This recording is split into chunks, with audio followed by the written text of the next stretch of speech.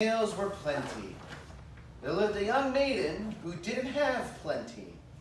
She was fair and kind, and all she had to her name was a small cottage under a hill.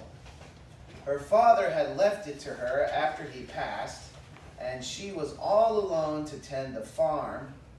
But the landkeeper, who was a greedy man, who had a deal with the maiden's father to let the cottage stay for as long as his family lived. But when the maiden's father passed away, the landkeeper found a loophole to remove the maiden from her cottage and take the land for himself. The maiden's only hope was to pay the landkeeper a large bag of gold to buy the cottage and land and forever keep the home in the family by midday tomorrow.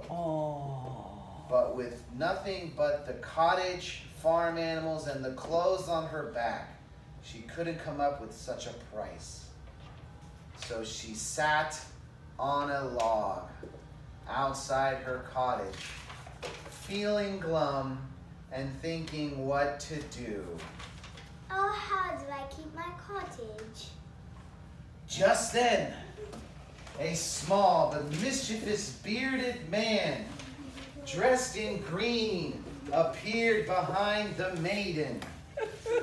He stood there, giggling with mischievous intentions, and approached the maiden. I'll give you a pot of gold if you answer me a riddle.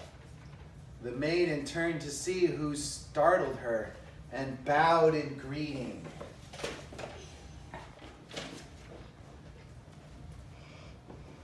But if I don't answer you, you will be my slave.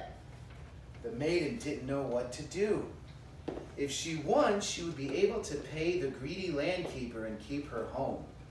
But if she failed to answer the riddle, she would forever be a slave to the mysterious man. She had no other choice but to agree to his terms.